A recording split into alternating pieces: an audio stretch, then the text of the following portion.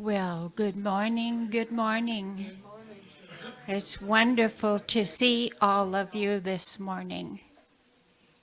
Each face, each being, reflecting the love and the spirit that you are.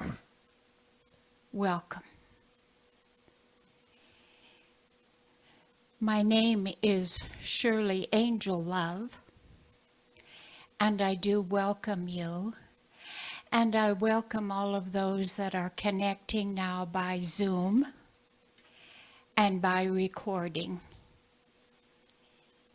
We are all here together, wherever we are. And so today, believe it or not, is February 2nd, 2025. That's unbelievable, isn't it? We have a few opportunities for you this week. We call them announcements. And so Early Birds meets every Sunday morning, either by Zoom or in person over in the fellowship hall at 9:30. And the link to connect by Zoom is in our weekly email or on our website. Our speakers are, today we're blessed to have Jim Moore as our speaker. And then on the 9th will be Dr. Edward. And on the 16th will be Reverend Sandy from TRC. And on the 23rd will be Kamatara from Albuquerque. So we're blessed. Many wonderful expressions of love. On Thursday evenings, we meet over in the fellowship hall or on Zoom also. And if you don't have that connection, you can see Cleona or Dr. Edward to get that. Well, we're trying to make a labyrinth out here. It requires a few more rocks than we have. So those rocks need to be about 6 inches in diameter. And we're collecting them over here under the pergola. There are 4 labyrinths in Las Cruces. I don't know if you knew that. And you're invited to walk these to get a feel for what labyrinths can do for you. Franciscan Retreat in Mesilla Park is one. University Methodist Church on Locust. First Christian Church on El Paseo, and Unitarian Universalist Church on Salino. There is a yellow handout on the table in the social hall for you, so you'd have some guidance where that is. Our February outing, we have an outing we gather each month, will be Saturday, February 15th. The New Horizon Band will be performing in concert. And then here it says, Things That We Love, at 3 p.m. at the Atkinson Recital Hall on the NMSU campus. The admission is free, and we will go to dinner after the concert at Cattle Baron. So that sounds like a real enjoyable time. And so next week is our annual meeting. And you're all invited to the meeting. It will take place following the service, and there is a provided luncheon afterwards. And then, last but not least, 3 or 4 New Thought fellowships gather together on Tuesday at 4:15 to pray for your requests, to support you. And so you can make your request there's little pieces of paper in the back there that you could write your request on, or you could speak with Dr. Edward about it. And that's a good time to be quiet wherever you are, even if you don't have a request that they are supporting you in. You could pray for others as well, because we know that Spirit hears us and answers, oftentimes even before we ask. Okay, so right now we'll just have a little time for settling in and gathering together in spirit by prayer.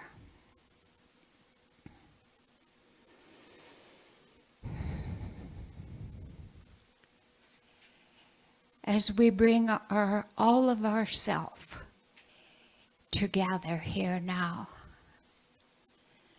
feeling our backs against the chair, feeling ourselves as we sit on the seat, and bringing our minds here, giving ourselves the privilege of having a little time out from all that has happened this week or all that has happened before we got here. And I recognize today the presence of love, the presence of Spirit. As I look out upon you, as I feel your presence even coming towards me now. And I know if you settle in and tune in, you can feel my love and my presence toward you. So we've created a circle of love right now. So let us be still and know that we are one. We're all together right here, ready to receive in every part of this service. And as we go out today, we go out differently than when we came. Love, peace, and joy. And so it is. So it is. Okay, so now we're going to stand and sing our song of joy together. The words are up here.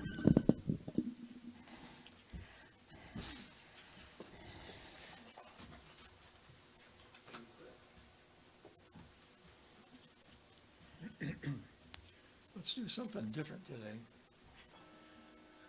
We're going to clap on the offbeat. And we're going to, you're going to help us. You're going to help us.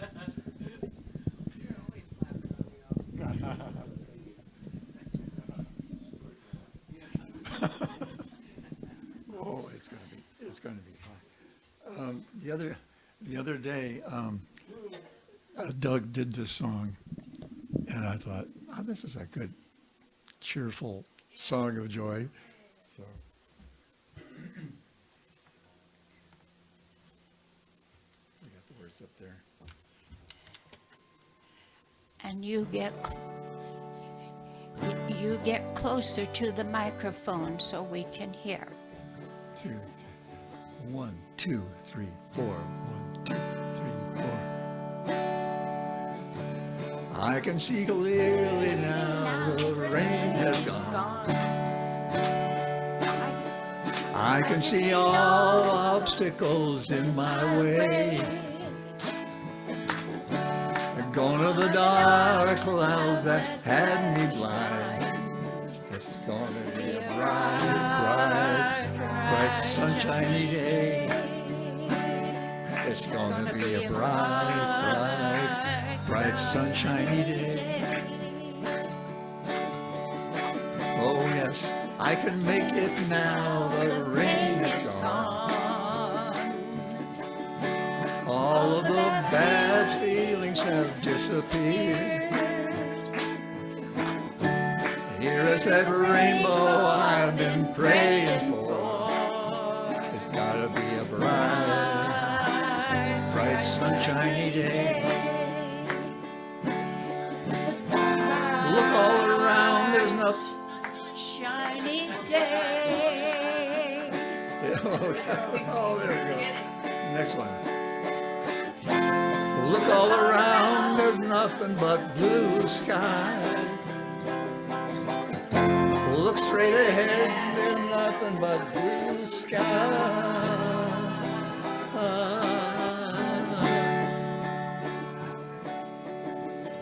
I can see clearly now the rain is gone. I can see all obstacles in my way. The dark clouds that had me blind. It's gonna be a bright sunshiny day. It's gonna be a bright sunshiny day. It's gonna be a bright sunshiny day. One more time. It's gonna be a bright sunshiny day. Wonderful, wonderful, wonderful. You may be seated. Well, that was a good practice session, wasn't it?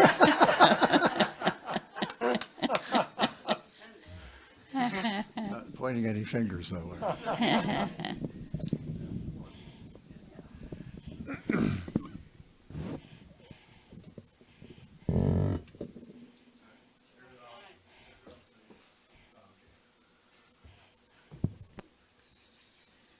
All is well in the kingdom.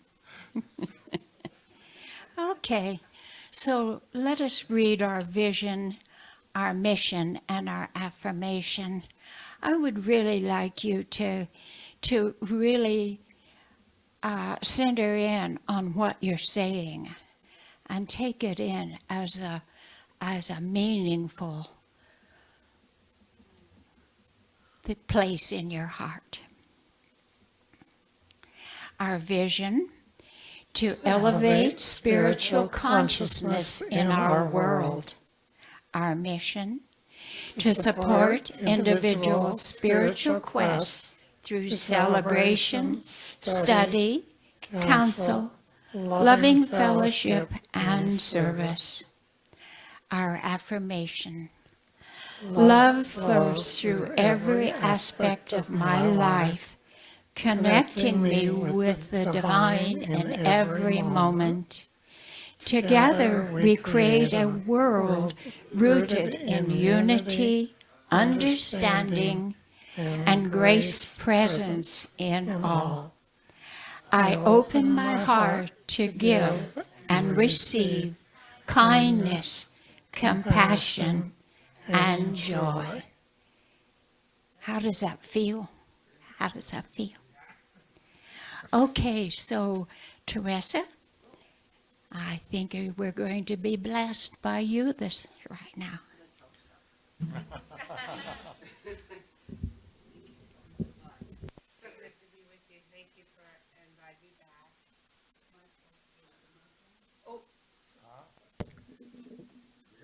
Okay.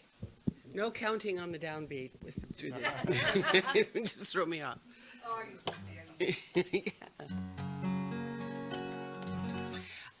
I had hoped for I'm working on a new song right now, and it's not quite ready yet. So I'm going to do a couple of older ones. And I heard that the sermon today, that the talk today would be about life, nature, the beauty of the world. So this is an older song of mine, but I think it's apropos.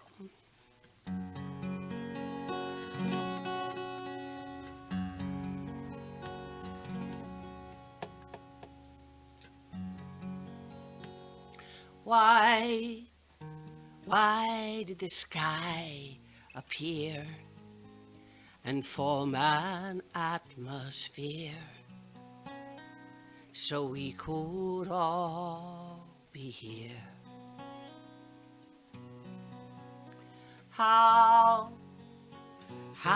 did the rains come down and make the rivers flow so everything could grow? When did the plants conspire to bring digestive fire and feed us all?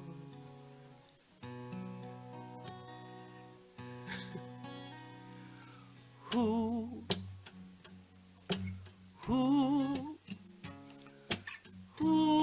do I go to with my song of love and praise?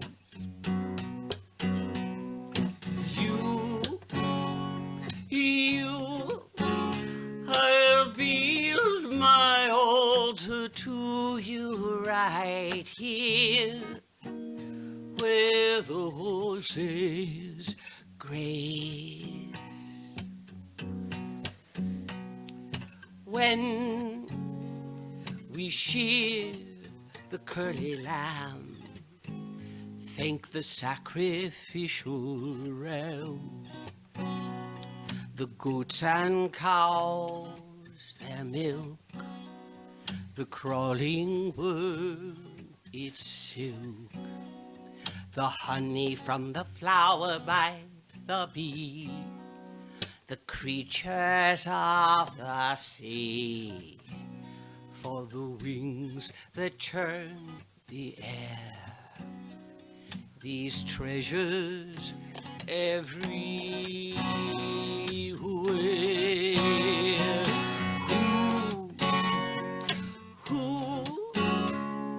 Who do I go to with my song of love and praise?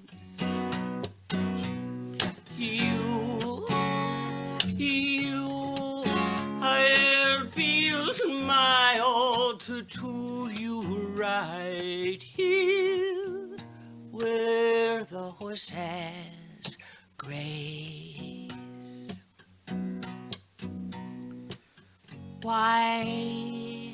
Why did this dream come true of a human being, though a pauper, still a king?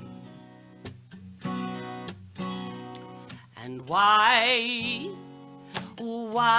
did the stars align to make this world so fine, this world of yours and mine? What made this world so fine?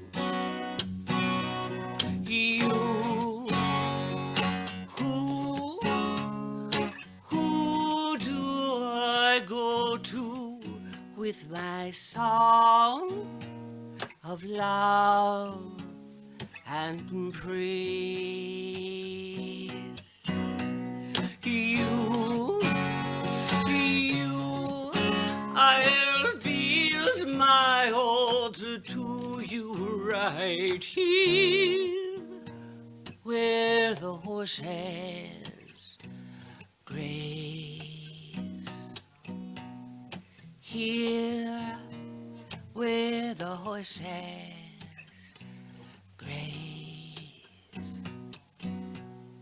Here where the horses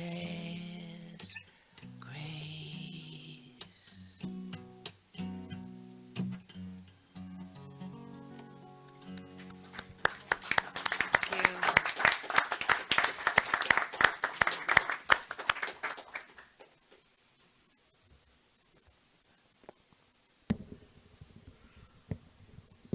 She never ceases to amaze us with her talent. Thank you so much.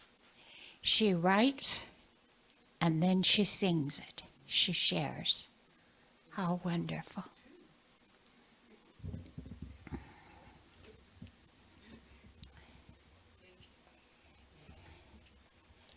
Our reading this morning is taken from A Course of Love. I've become quite acquainted with A Course of Love.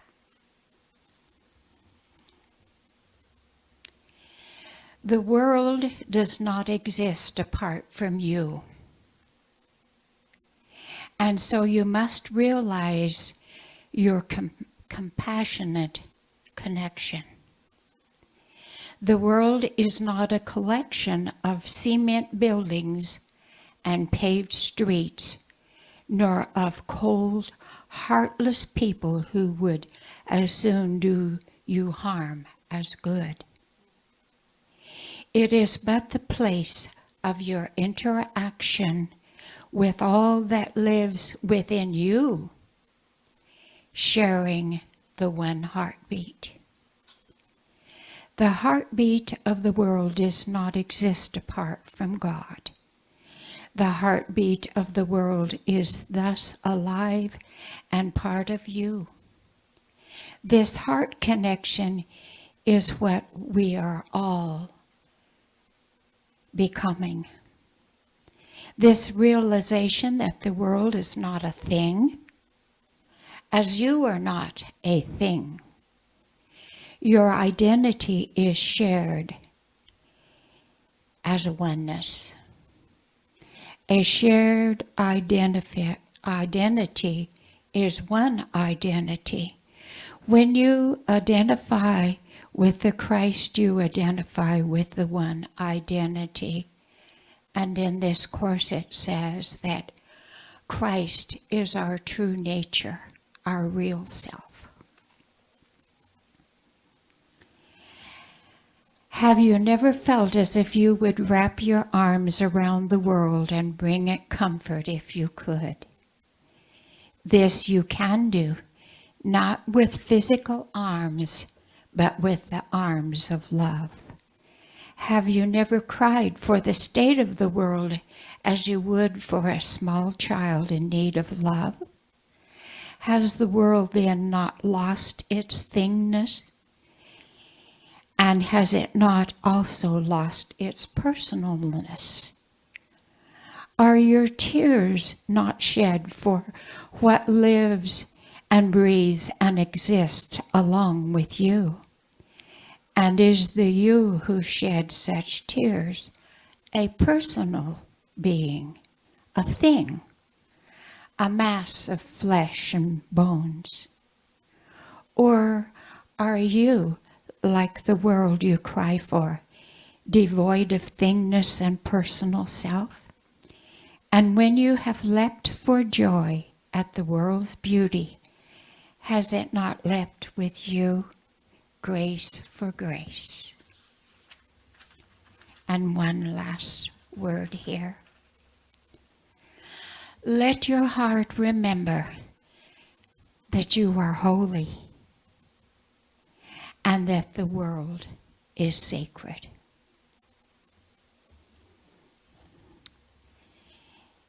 It is my pleasure to bring our speaker forward. He's going to share from his heart.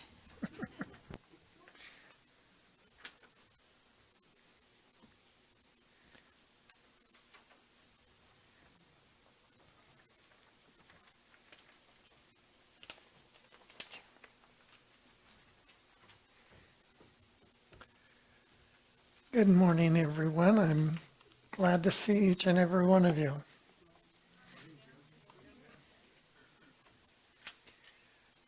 My talk today is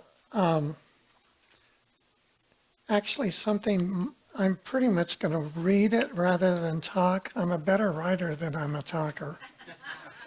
And if I tried to just talk it, there'd be a lot of ooh. So,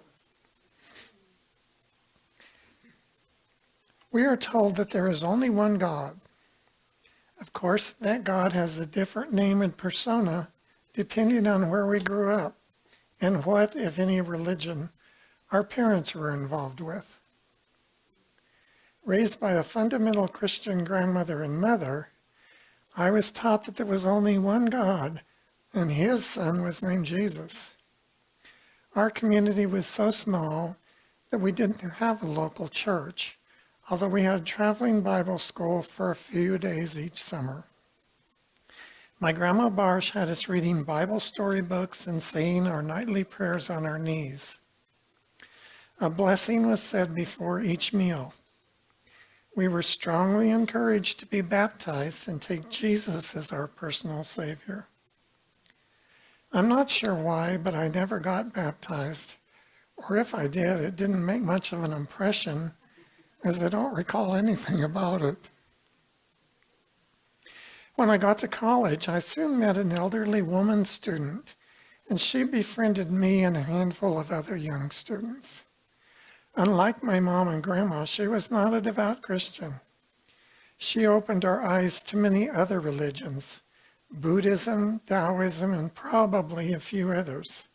She also introduced us to astrology and card readers.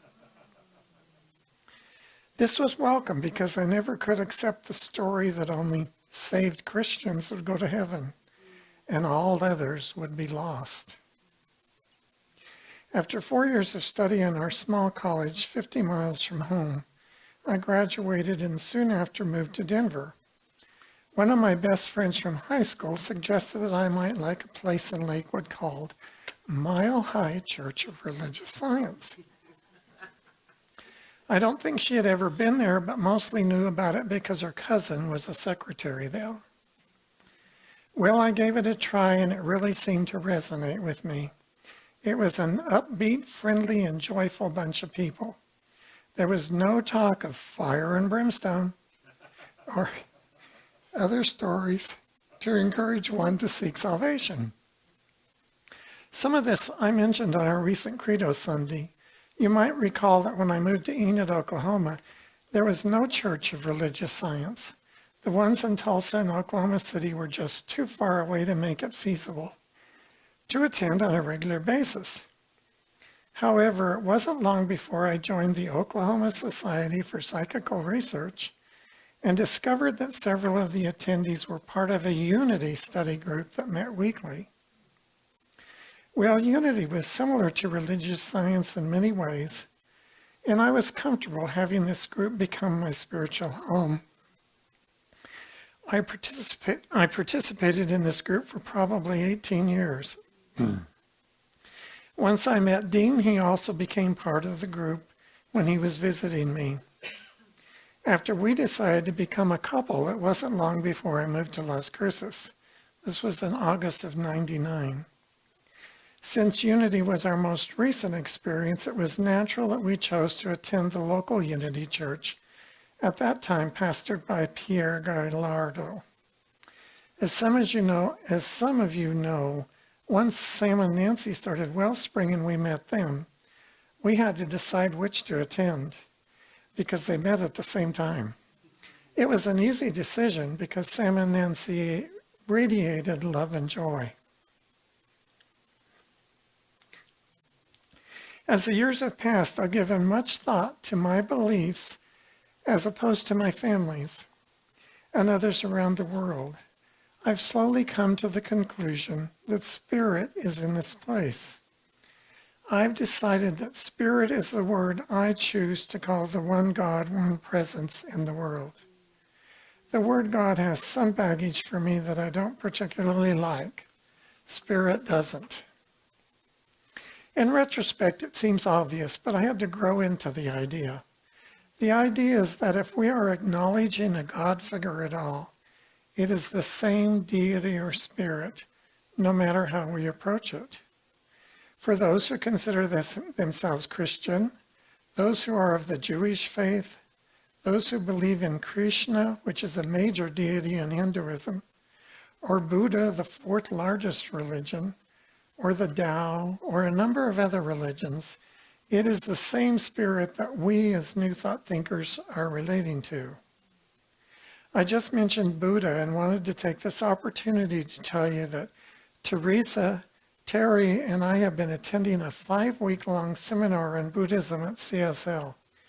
It is almost over, but the woman, I don't recall her name, Lori, plans to do another one. I would recommend it, so I'll try and keep you advised when I find out when that's going to be.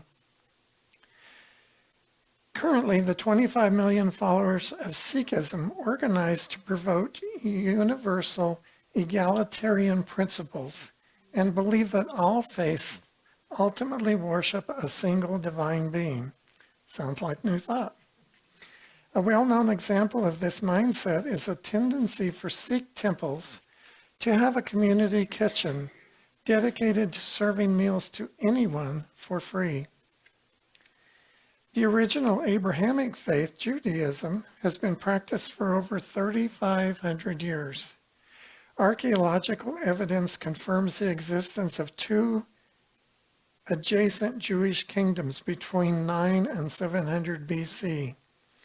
And the religious texts assume a confederacy of 12 tribes united in faith before that. Each tribe and subsequent kingdom claimed descent from Abraham. Judaism is monotheistic. The devotion to their God Yahweh comes from his commitment to them as a chosen people, while constantly being urged by him to return to pious behaviors. Unlike Christianity and Islam, there is no detailed assumption of the afterlife other than a deep sleep called Sheol. Roughly 14 million Jews continue to practice the faith today, despite extreme persecution during World War II. A one-size-fits-all belief, Taoism, is a series of principles and axioms that attempts to guide followers toward balance. 2 persons sit at the heart of Taoism, the Tao itself and Laozi. I'm not sure how to pronounce that, so I just call it Laozi. Laozi. I tried to find it online and I couldn't. A 6th century contemporary of Confucius. He and his school decreed that the Tao is undefinable and only engaged through lived experience. It is a powerful force that runs throughout the universe and encourages Dai, which is adherence to the Tao. The Tao is the natural order of the universe and is not worshipped as a god, and it is believed that humans merge with the Tao upon death. By adhering to the lifestyle of Dai, the 12 million followers of Taoism trust that they will experience less suffering. Inaction and a passive effort to synchronize with this balance is the key differentiation from the more intentional Confucianism. Despite dancing around spirituality, leading many to consider Confucianism as a philosophy only, the religion establishes a theological understanding of the universe, albeit an impersonal one. In it, the priority of humankind is to strive to synchronize with the order of the universe in order to achieve oneness with heaven for the tranquility of community and self. This order is defined as Tian, a non-speaking God of heaven, which can be best translated as the way things are. Moreover, Confucianism argues that the way humankind should act is a way that conforms to the most evident morals: charity, obedience to mentors, humility, and compassion. All people are inherently good and must work to realign themselves with that nature. Since its establishment by Confucius in his writings in 500 BC, the faith currently hosts over 6 million followers. I found a source online that ranked the various religions by number of followers. You probably guessed it, but Christianity is the largest with 2.38 billion. 2 through 9 are Islam, 190 billion, Hinduism, 116, Buddhism, 500 billion for the Hindus. Buddhism comes all the way down to million, 506. Shinto, 104 million. Sikhism, 25 million. Judaism, 14 million. Taoism, 12 million. And Confucianism, 6 million. Because we are mostly from a Christian background, I want to delve a little deeper into that religion. I've been reading It's All God by Walter Starkey. I find it quite a fascinating book. Walter was a native of San Antonio, Texas. He was a Broadway producer. He was noted for many things, including discovering Paul Newman. His friends included Truman Capote, Tallulah Bankhead, and Tennessee Williams. He died at the age of 90 on October 24th, 2011. Despite his Broadway success, Starkey became more widely known as an author of spiritual metaphysical books. It's All God is one of them. There are two basic paths of Christianity: the traditionalists and the Gnostics. The traditionalists are objective and the Gnostics are more intuitive and mystical. The Gnostics refer to the Kabbalah, which is basically a mystical interpretation of the Bible, and the traditionalists prefer the Torah, which is comprised of the first 5 books of the Old Testament and predated Jesus. Both serve a purpose, and I'm not here to judge one over another. Those who took the Judeo-Christian myth objectively identify with the experiences that Jesus and other personalities are thought to have gone through in the Old and New Testaments, particularly the first three Gospels, Matthew, Mark, and Luke, detail the life and experiences of the historical Jesus. These denominations are considered traditionalist. The fourth Gospel, the Gospel of John, is predominantly subjective in its approach to life and its vision of reality. Those attracted to Jesus' mysticism, rather than to his personal story, try to divine what his experiences symbolize subjectively. They internalized his message and tended to look for answers from the God Spirit within themselves, rather than from a God Spirit outside of themselves.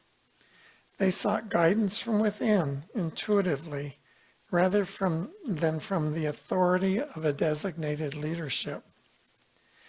Walter Starkey feels that each are relevant and equally important. Each has virtues and faults when followed exclusively. As mentioned earlier, the traditionalists' approach was fundamentally objective. They follow a certain dogma and tend to be led by priests, ministers, bishops, etc. My mom and grandma that I mentioned earlier were in the traditionalist camp. The mystic or Gnostics took a more impersonal, subjective approach. Rather than looking to leaders for guidance, they tended to look within themselves individually and accepted no other authority than that of the Spirit. We in religious science, as well as those in unity, are good examples of the Gnostic path. Now, I don't want to end this talk without mentioning agnostics and atheists.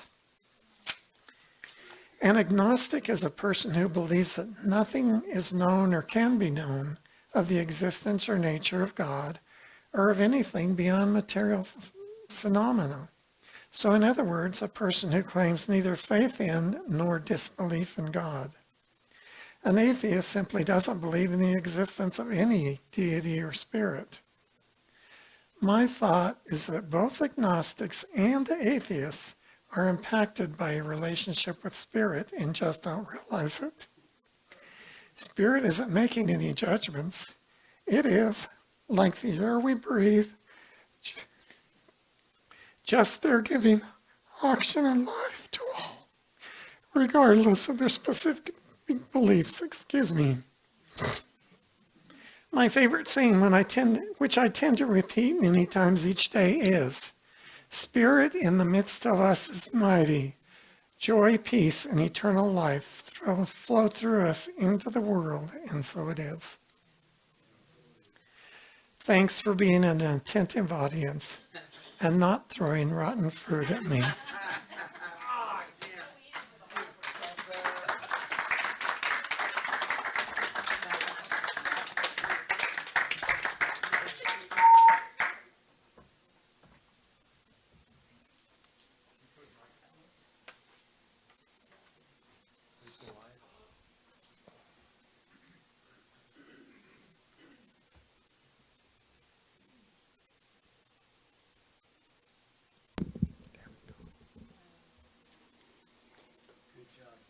Thank you. What a wonderful message. What a wonderful brother you are. Thank you. And so let's just go into prayer right now. How wonderful it is to be one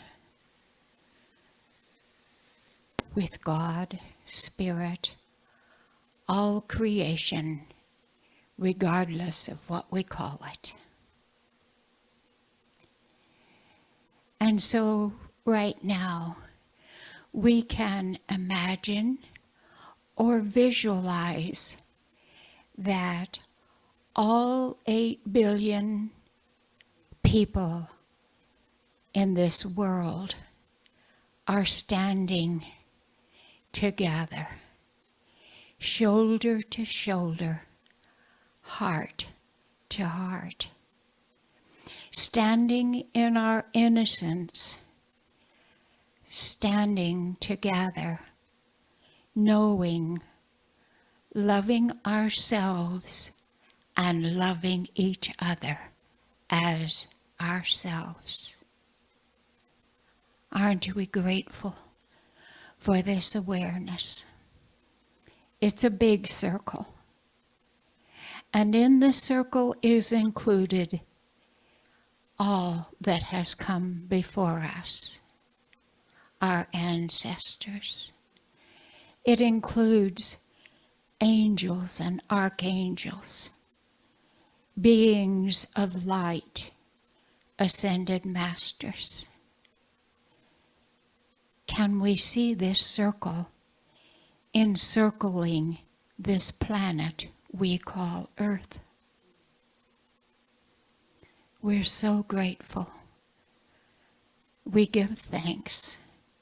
Our hearts are full right here, right now, and so it is.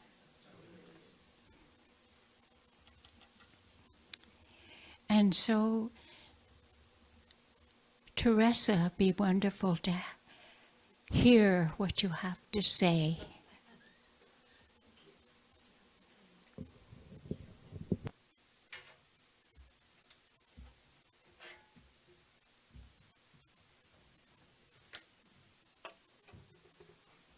Thank you, Jim. That was great. Man, and thank you so much. The message this morning has really been intense. I think we're all feeling the world, going through a lot. And it's probably, we've been called to be of service in throughout what might appear to be chaos. I was reminded that it's always been chaos, you know? But lately it may seem a little more. And so it's an honor to be to answer the call. There's only a few of us here. We're mighty, and each one. So thank you for your talk. It was great. I needed to be reminded today. So this is another older song. It's called Little Black Bird. And I wrote this for my neighbor, who is 97, Aurora. She remembers, she's my neighbor. She was my neighbor. She's, ascended. But she remembers playing in my pecan trees in my house there. She was 97, and she remembered when she was 4 and 5. So I have some old nuts. I can't help myself. I didn't mean to say that, but it just came out. Oh, dear.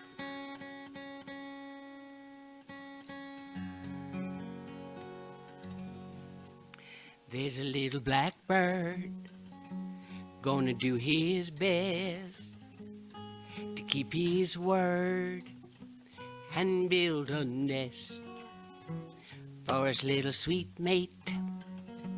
Gonna lay some eggs, time to take the weight off her little bird legs.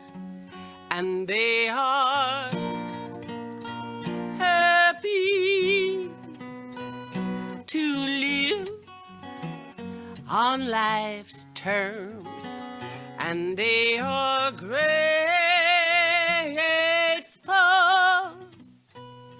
when life gives them worms. There's a little red ant builds his life underground, where he and his pals have built a mine in town. There's a big fat queen that they gotta keep fed. A life like that could mess with your head. But they are grateful because they're fit and able, and they are happy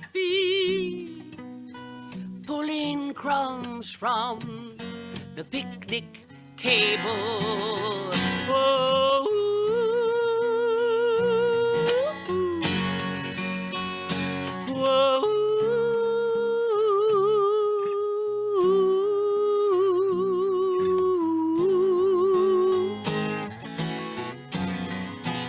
there's a little cocoon all wrapped up tight, gonna be free soon with the morning light. For at the will of a powerful urge, a butterfly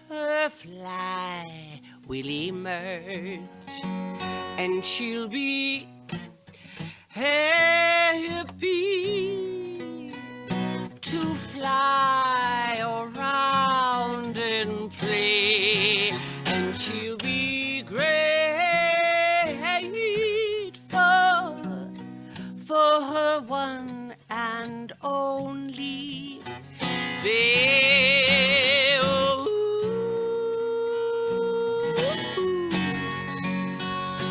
Oh,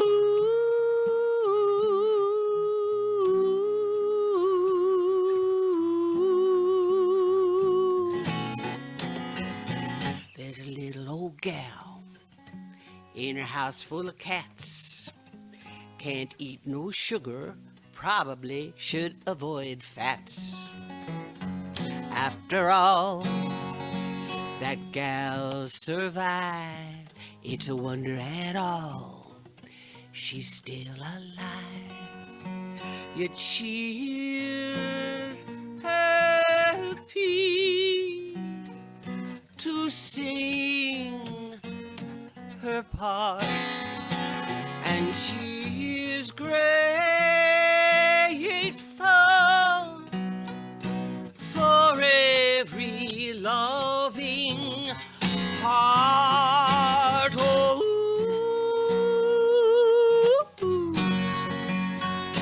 oh,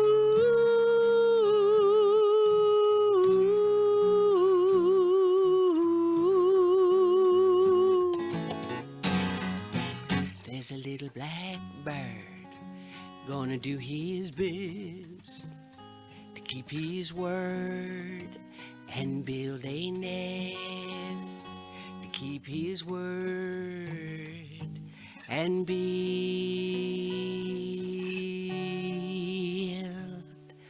a nest.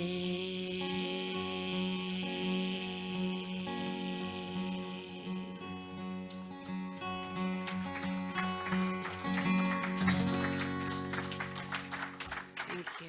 Thank you. It can't get any better than this, can it? Thank you so much.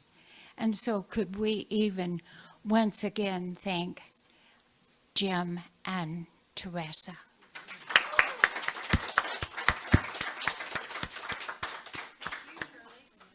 Thank you. And so now it is time for us to share out of our abundance. I wonder who will be coming this morning with the basket. Oh, it's going to be Sharon. She'll be coming from the back down the aisle, and you can place your gift in the basket.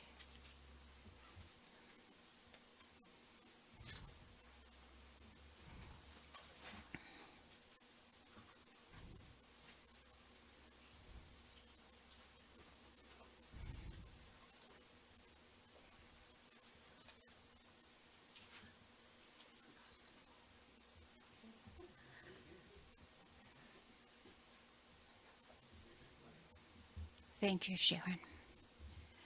We're so thankful for these gifts, and they are being multiplied. And we share each week a part of our abundance with different places within the community. We give thanks, and we know that all is well, and it is abounding in abundance for all. And so it is. Thank you, Sharon. Sharon not only served us in that way today, but she also serves us in Fellowship Hall next door. And so we'd like to acknowledge all those that have made it possible for this service today. And beginning with our speaker, our music, our camera person, our techie person. Thank you, thank you, thank you. And we thank you all who have joined us on Zoom or by way of recording. And so after the service today, you can stay connected on Zoom. And those of you that are here, you're welcome to join us next door for conversation and for a bit of treats, okay? Okay, so if you'll all stand, we will read our benediction and sing our congregational, we're so good at saying congressional, aren't we? Congregational song. And our practice is that as we sing our song, we gather together and hold hands in the aisle and sing that. Okay? Okay. Spirit in the midst of us is mighty. Joy, peace, and eternal life are our true nature and flow through us into the world. And so it is. Okay.